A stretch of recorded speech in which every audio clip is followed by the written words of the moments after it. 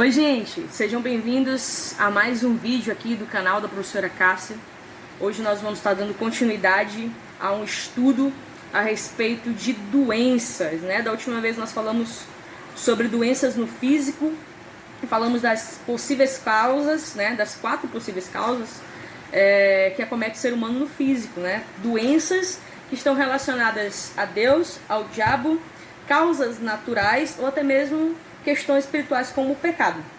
E descobrimos então, durante a aula anterior, sobre cura nessas áreas, né? Mas é bom que a gente entenda que o nosso Deus, ele não veio para curar apenas aquilo que está no nosso corpo. Ele veio, Jesus levou sobre si as nossas dores e enfermidades, mas quando ele fala disso, ele fala de um negócio mais complexo, mais amplo.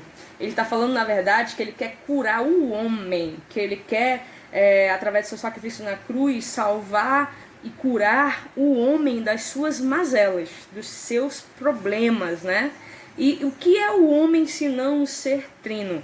Se não um ser que possui 3 partes, né? Nós temos aqui o homem espiritual, o espírito do homem, nós temos a alma do homem e temos um corpo. Costumamos dizer lá na igreja que nós somos um espírito que temos uma alma e habitamos dentro de um corpo, ok? Então, na última aula nós falamos mais a respeito do corpo, sobre doenças relacionadas ao corpo, sobre problemas relacionados à enfermidade que acometem o nosso corpo, né? Só que dessa vez nós queremos tratar nessa aula, e o nome da aula é Cura Interior, né? Se você puder anotar, se você estiver acompanhando isso como aula, né?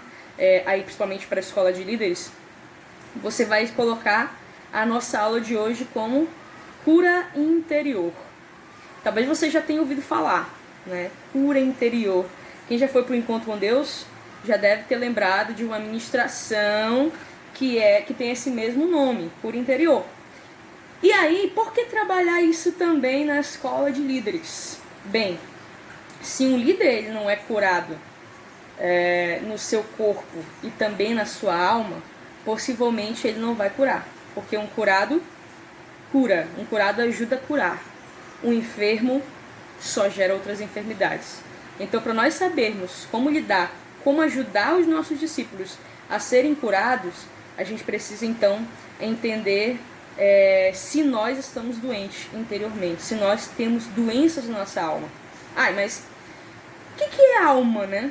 Se a gente for pensar, alma, ela é o centro das nossas emoções, ela é tudo aquilo relacionado às nossas memórias, sejam elas boas ou sejam elas ruins. E a nossa alma, ela se manifesta através das nossas atitudes no nosso corpo. Tem gente que é muito irritadiço, tem gente que mente, tem gente que tem medo das coisas, né? Tudo isso são reflexos da nossa alma.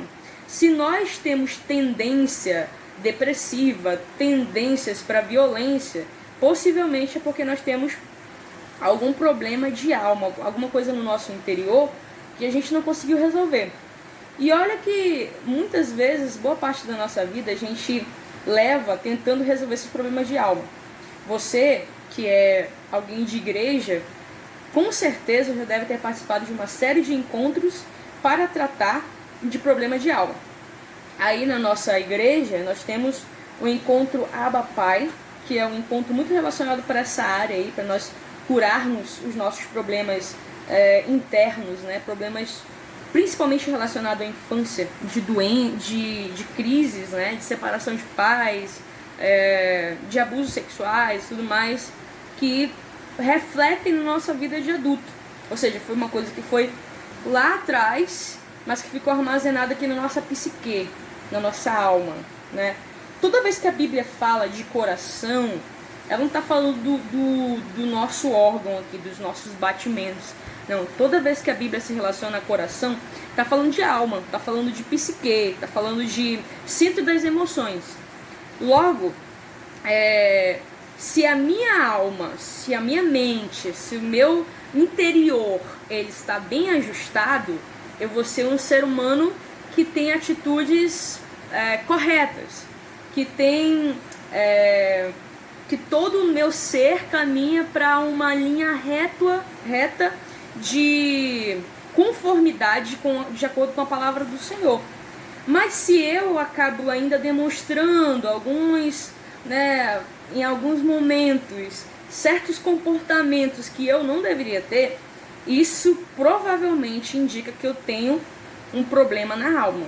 Ou seja, tem uma parte ali das minhas memórias, da minha psique, dos meus sentimentos que ainda não foram ajustados. E é preciso que se faça um ajuste nesse sentimento, porque se nós não resolvermos isso, possivelmente isso vai refletir em problemas posteriores, ou melhor, vai se aglomerar até a gente explodir. E nós como líderes, a gente precisa ter tudo bem ajustado, tudo bem alinhado, tudo bem? Tanto todos os nossos interiores. Você sabe que quando a gente, já falei isso para vocês numa das nossas aulas, você que é meu aluno presencial, provavelmente já falei para vocês que nós somos salvos no nosso espírito. Quando a gente é convertido, a gente se converte, o nosso espírito é que se converte. A nossa alma e o nosso corpo precisam constantemente de santificação. Se eu não me santifico na minha alma e no meu corpo, provavelmente eu não estou, então, me ajustando com a salvação que é do meu espírito. E daí, então, é que ocorre um problema de salvação. Por isso, para a gente não ter esses problemas, eu queria sinalizar para vocês alguns aspectos, alguns indícios, na verdade, que mostram que você ainda tem problema na alma, tá? Eu tenho uma lista aqui na apostila de você também, de vocês, que vocês têm a apostila aí. Vocês vão notar, justamente nessa aula, tem vários pontos aqui que mostram que a nossa alma ela está envelhecida, ela está doente, ela tem indício aí de que tem alguma coisa que não está ajustada, ok? E o primeiro ponto que nós colocamos aqui está em desenvolvimento de fobias. Bem, você é um cara que não tem problema de fobia, você nunca teve, mas de uns tempos pra cá você tem mostrado, você tem conversado com as pessoas, aí aparece uma barata e você começa a ter temor, a ter terror por aquela barata, né? O que é isso?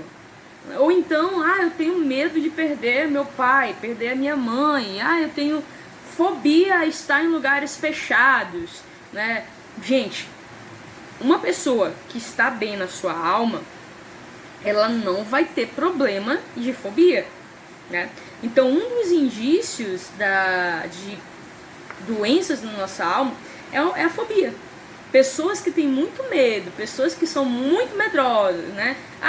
Mas professora, a senhora falou na aula sobre temperamentos que tem alguns temperamentos que têm mais tendência para ter medo, para serem mais medrosos e tudo mais. Uma coisa é eu ter um pouquinho de medo de alguma coisa e tudo mais. Outra coisa é eu ter pavor, gente. Essa fobia, ela tá ligada ao pavor.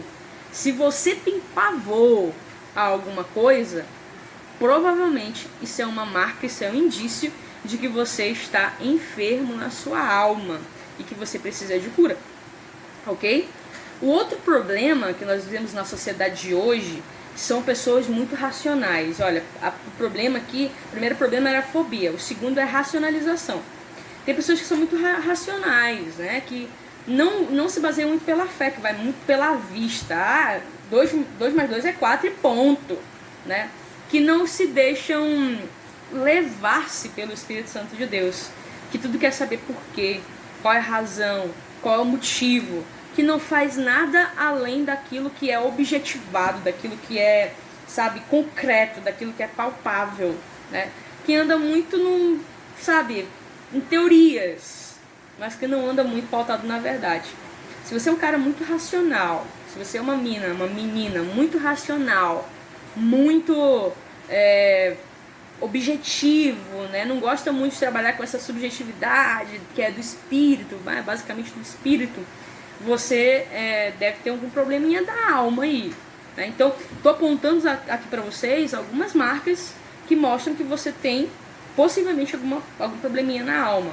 Isso são só reflexos. Essas coisas que eu tô falando pra você são reflexos de que você tem problema ainda na sua alma, que precisa de ajuste, precisa de cura interior, que é a nossa aula de hoje.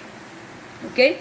E outro ponto aqui que mostra que você também tem problema de alma é chantagem. Você é uma pessoa chantagista? Me dá isso, senão eu não vou fazer isso pra ti. Ei, tu lembra do dia que eu te ajudei? Tu tem uma obrigação de me ajudar. Se tu não fizer isso, eu nunca mais vou falar contigo. São pessoas, se você é muito isso, uma vez ou outra, fazer uma brincadeirinha assim, tudo bem, tranquilo. Mas quando você nota que você tá muito chantagista, que tudo você quer barganhar, que tudo que você quer fazer em troca de alguma outra coisa, e se não fizerem pra você vai ter consequência, se você tá desse jeito, então você tá com problema na aula, ok? Então nós vemos aqui o terceiro tipo, fobia, primeiro, segundo, racionalização, e o terceiro, chantagem. Eu tô indo bem rápido, pra poder não ficar muito pesado o vídeo, ok? Mas vamos lá, vamos continuar aqui. Dificuldade para dizer não. Tem gente, eu conheço pessoas que tem dificuldade pra dizer não. Eu não tenho dificuldade, eu tenho facilidade, gente. Eu falo não direto. Meu filho chega pra mim, mãe, posso assistir desenho? Eu digo, não. Posso comer tal coisa depois do café? Eu digo, não. Pode fazer? Não. Eu não tenho problema com não. Mas tem gente que tem problema com não. Se você é uma das pessoas que sempre diz sim e depois, se lasca, e depois tem problema, traz o problema pra cima de você porque você não disse não, provavelmente você é taxado de besta. Até muito besta. Tu nunca diz não. Ei, menino, te manca. E às vezes você até padece porque você não sabe dizer não. Isso é um probleminha, isso é uma marca que você está mostrando que você tem problema na sua alma. Então, preste atenção, se sonde, veja se tem alguma coisa errada com você. E esse aí é um ponto que demonstra que tem alguma coisa errada. Ok? Tem gente que tem dificuldade de admitir o sucesso alheio. Como?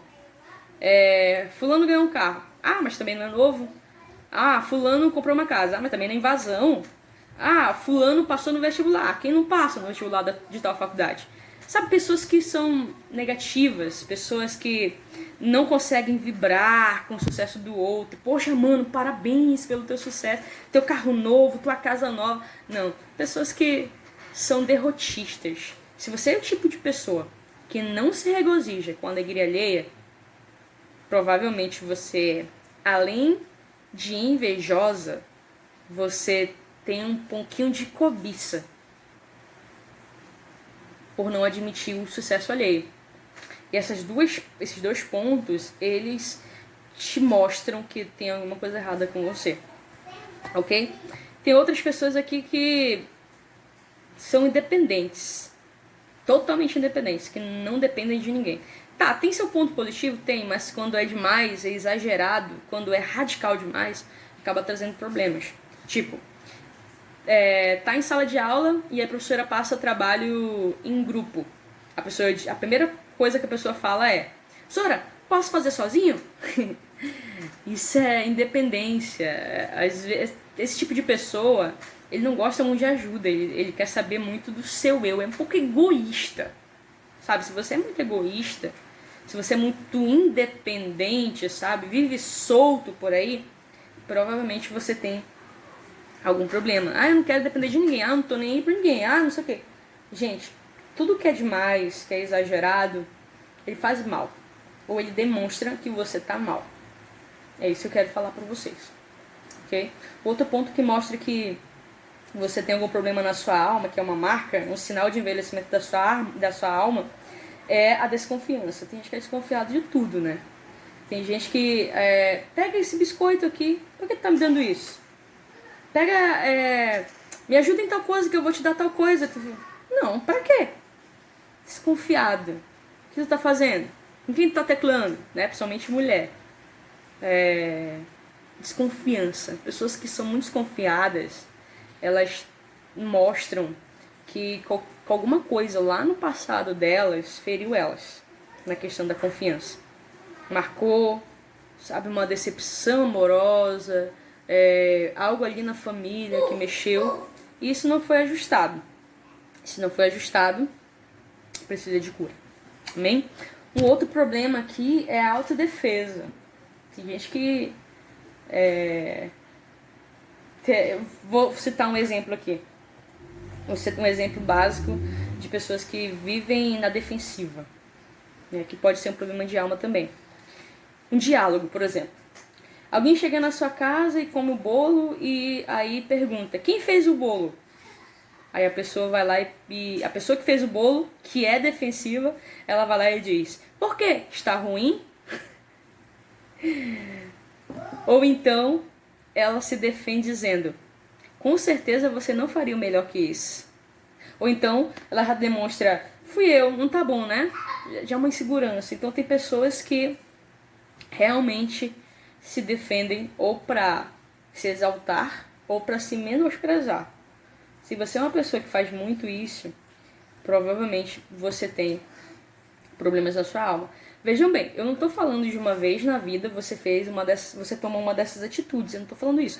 Eu estou falando que sempre as pessoas te reconhecem como o bobo, como o independente, sabe, como o medroso. As pessoas elas já te taxam assim. Então você provavelmente tem problema na sua alma. Não estou dizendo que você faz isso pontualmente, não.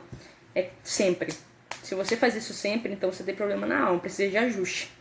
Outro problema é atração por relacionamentos que são complicados, né? Pessoas que gostam de se relacionar com pessoas casadas, né? Que tem problema e sempre procura pessoas grossas para se relacionar. Se você sempre se envolve com pessoas, digamos assim, que não prestam, e você diz: eu tenho um dedo podre. Não é o dedo podre. É problema na alma. É carência afetiva. E alguma coisa não foi ajustada dentro do seu interior. Outro problema aqui é atração sexual por pessoas do mesmo sexo. Também, né? Que é muito corriqueiro nos dias de hoje. E também é muito legalizado agora, né? Mas que errado. Provavelmente, se Deus te fez homem, se Deus te fez mulher e você quer se relacionar com pessoas do mesmo sexo, você sente o desejo, sabe? Aquela paixão, provavelmente porque ainda não foi ajustado, ainda não foi curado nessa área. Ainda precisa falar coisas, tratar de coisas que estão aí no teu interior. Tem gente que é muito tímido também, que é outra marca do envelhecimento da alma. Mas eu não sei falar em público. Mas já tentou? Já fez o seu melhor? Já fez o seu possível? Se você não fez, então é problema de alma. Okay? Tem outras pessoas que são egoístas, invejosas, ciumentas, né? Tem aquelas pessoas ciumentas, meu Deus. As pessoas ciumentas demonstram muito problema na alma. Então, olha só, tudo isso que eu falei anteriormente e agora continuo falando, eles são marcas de envelhecimento da sua alma, sinais de que você precisa de cura interior. Mas Cássia, professora Cássia, né? O que eu posso fazer para eu me ajustar internamente, para eu ter uma libertação, uma cura na minha alma? Bom, a primeira coisa é Tiago 5,16. É você confessar. Primeira coisa que você tem que fazer. Confessar e orar sobre isso. Mas confessar para Deus, gente, confessar para Deus, sim, com certeza. Mas a gente também acredita no processo psicoanalítico, né? De psicanálise aí, meio freudiana, da gente fazer um processo chamado cartase. O que é a cartase? Não é uma simples confissão. Ela é uma espécie de vômito. Ela é uma espécie de trazer para fora tudo aquilo que está engasgado na minha alma. Tudo aquilo que ninguém conhece, tudo aquilo que ainda me afeta, sabe? E ainda me faz essa pessoa cheia de medo, essa pessoa independente, essa pessoa racional demais, essa pessoa egoísta, sabe? Ciumenta. Gente, o processo de cartaz, de você vomitar os seus erros, os seus pecados, esse processo de trazer para fora o seu pecado, ou até mesmo, não apenas o seu pecado, mas também o seu problema, a sua crise ali na sua alma, algo que aconteceu com você, um abuso, uma rejeição, sabe, uma traição, uma coisa que você nunca contou pra ninguém. É essa coisa aí que tá impedindo você de ter comportamentos adequados, que está fazendo com que você continue tendo essas atitudes de egoísmo, sabe, de racionalização que eu contei agora há pouco pra vocês. Então, o que você precisa fazer é procurar alguém da sua confiança e confessar, contar para essa pessoa todas os teus problemas emocionais, tudo aquilo que ainda te afeta, sabe, memórias, trazer à tona, também de teu líder, o teu pastor, alguém que você confia, não alguém que não vai te ajudar, mas alguém que vai te ajudar. Procura essa pessoa e conta para ela. Porque esse processo de cartaz, de vomitar, ele vai fazendo um bem pra gente. Não sei se você já passou por isso, de querer vomitar alguma coisa, né? Eu falo agora do físico. Você tá ali sentindo um enjoo na sua barriga. E o enjoo não passa se você não vomitar. Depois que você vomita tudo, é que você começa... Ai, tô me sentindo bem melhor. É exatamente assim que acontece também com feridas da alma. Você precisa vomitar, jogar pra fora. Tem um processo seu com Deus, de você contar tudo pra Deus, sabe? De você chorar na presença de Deus? Tem. Isso é importantíssimo, mas também, não principalmente, mas também com outra pessoa, com alguém, autoridade espiritual sobre a sua vida. Vai ajudar demais, ok? Então confesse para que haja cura. E aí depois, nesse processo de confissão, você ora com imposição de mãos e tudo mais, principalmente se for uma autoridade espiritual sobre a sua vida, a quem você está confessando. E depois desse processo de confissão e tudo mais, você tem que passar por um outro processo, chamado processo de perdão. E é muito difícil perdoar, né? Não é difícil perdoar, a não ser para aqueles que não querem ser curados. Porque se eu sei o remédio, que é a confissão e o perdão, e eu não tomo o remédio da confissão e do perdão, é sinal que eu não quero ser curado. Esse ponto do perdão ele é muito importante. Por quê? Porque você precisa perdoar as pessoas que estiveram envolvidas com você nesses problemas de alma, seja seu pai, seu vizinho, seu irmão, alguém que te rejeitou, alguém que te machucou, alguém, sabe, que te abusou. Gente, essa pessoa que fez mal contra você, que criou em você rancores, que criou em você dores, essa pessoa, ela precisa do seu perdão. Ela precisa... Na verdade, não é nem a pessoa que precisa do seu perdão, tô falando até errado. É você que precisa perdoar ela, porque quando a gente não perdoa, como diz meu pastor, é como se a gente estivesse tomando veneno, esperando que a pessoa que nos magoou morra. Ou seja, faz mal só pra gente não liberar perdão. A mágoa faz só mal pra gente. Então é preciso o perdão. Eu preciso a declaração do perdão. Eu perdoo fulana, eu perdoo ciclano. Eles não sabiam o que estavam fazendo, mas eu perdoo porque Deus perdoou e eu errei muito, tudo mais, sabe? Perdoar. Não apenas as pessoas que te magoaram, mas principalmente a você mesmo. Você já se perdoou por coisas que você fez e falou que magoou alguém? E que até hoje você fez consigo mesmo também e que te gerou uma marca profunda, um relacionamento errado ou uma coisa que não era pra você ter feito. Se você já perdoou todo mundo, mas você ainda não se perdoou, você ainda continua se punindo, sabe, se flagelando, se autoflagelando, é sinal que você ainda não se perdoou. Então se perdoe, porque isso faz parte do processo de cura também. A confissão e o perdão, eles são excelentes. E outra, se alguém te fez mal e já pediu perdão e você não perdoou, cara, tá na hora de perdoar.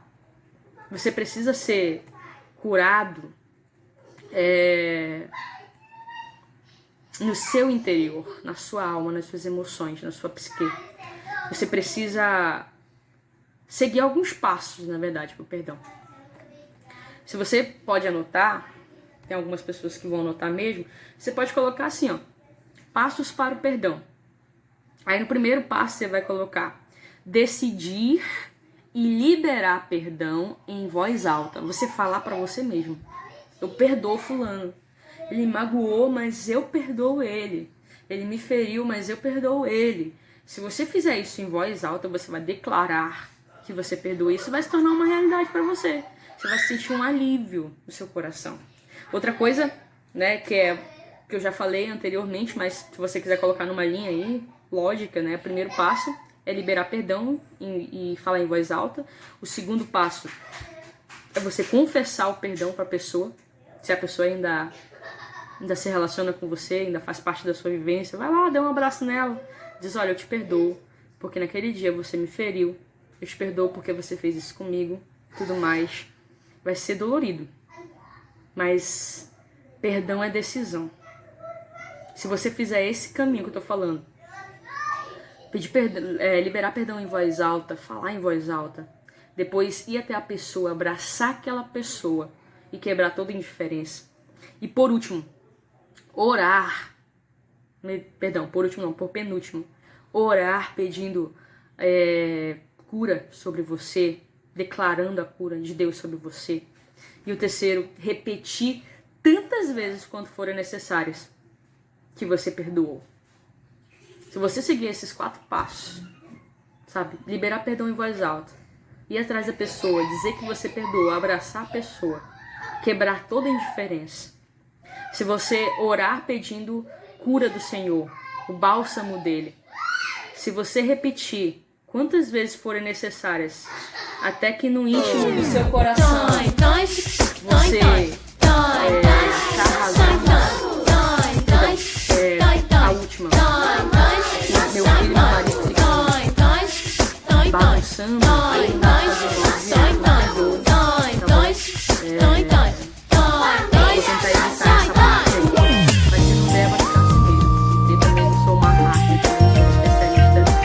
Vídeos, ok? Mas a quarta parte é pra gente ficar repetindo pra nós mesmos. Eu perdoo o ciclano, acabou, passou, todo mundo erra. Aí se você fizer isso pra você, chega um momento que você não vai mais nem sentir esse problema mais. Você vai estar totalmente livre pra viver. E você vai ver que você vai parar de ser uma pessoa medrosa, ansiosa, sabe, egoísta. Você vai perceber que você parou de ser desconfiado, que você parou de ficar sempre na defensiva, que você começou até a dizer não para as pessoas. Você parou de ser chantagista. Se você seguir isso aí, a cura interior ela vai acontecer, ok? Então nós ficamos por aqui. Se inscreva no canal, se você ainda não é inscrito. Curta essa publicação. Se você gostou dela, compartilha com outras pessoas também, que vai ser uma bênção, ok? Deus abençoe sua vida, até o nosso próximo encontro, tchau!